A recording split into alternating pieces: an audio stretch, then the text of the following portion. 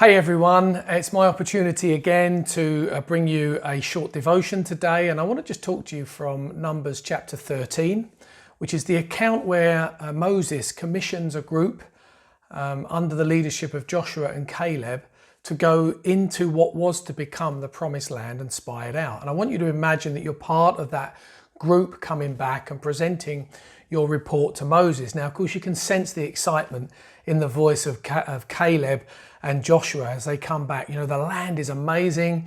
It's a land that's flowing with milk and honey. The fruit is amazing. It's massive. It's large. It's fruit. It's juicy.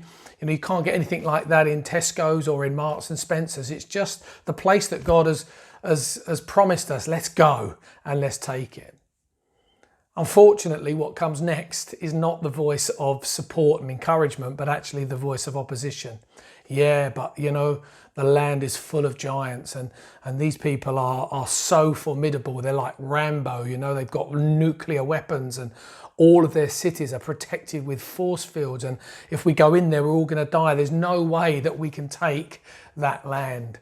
Now, of course, the interesting thing is that all 12 tribes, all 12 scouts who went in there all experienced the same thing. They all saw the same thing and they all heard the same thing. They were all leaders of their tribe. They had seen God do amazing things in the past. They knew that God's hand was on their lives.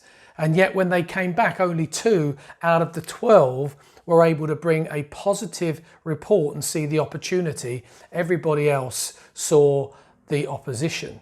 Now, of course, what's worse in verse 32 is that they then began to spread a bad report about the land to the rest of the community. So much so that it provoked a full-scale rebellion against Moses.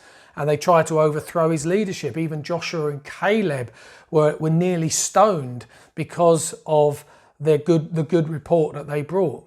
Now, of course, the upshot of all of that was that God punished Israel severely. And a great plague came upon them and they were consigned to go back into the desert for another 40 years.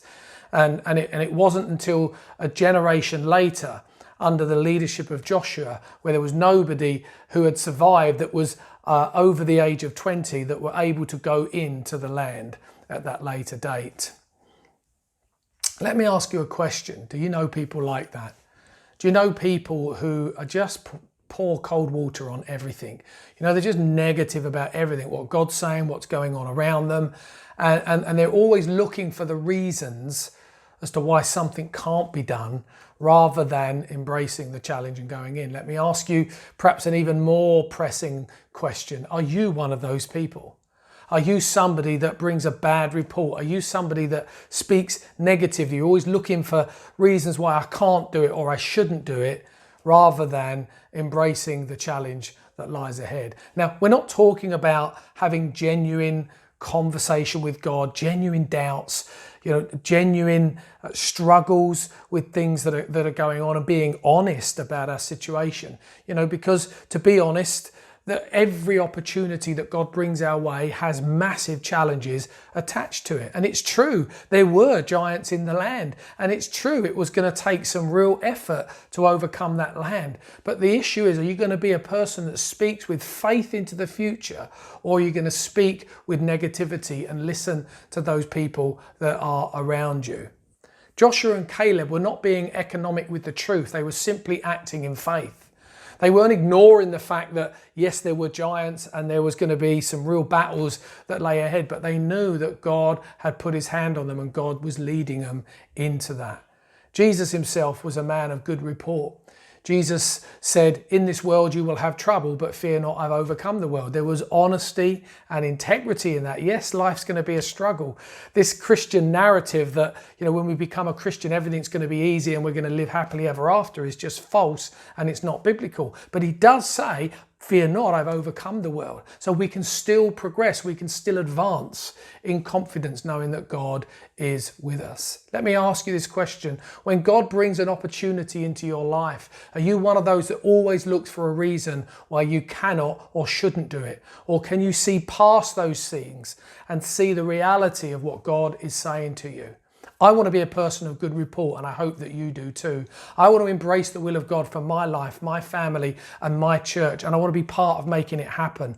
I don't want to be a spectator in the stands just jeering and complaining at the performance of the players. It's time, guys, for us to put down our Coke and our hot dog and get down on the pitch and be part of what God is doing.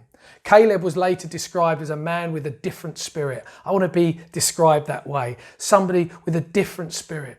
Let that be said of you, and let that be said of me in these days that are to come. Whatever you're facing as an individual, whatever you're facing as a couple or as a family, whatever we're facing as a church, let us not be those that miss out through negativity and naysaying. But let's be those that embrace the challenge and say, yes, it's going to be tough, it's going to be difficult, but I know God is with me, and we can advance into the promises of God. Amen. I hope that's been helpful for you today. God bless you.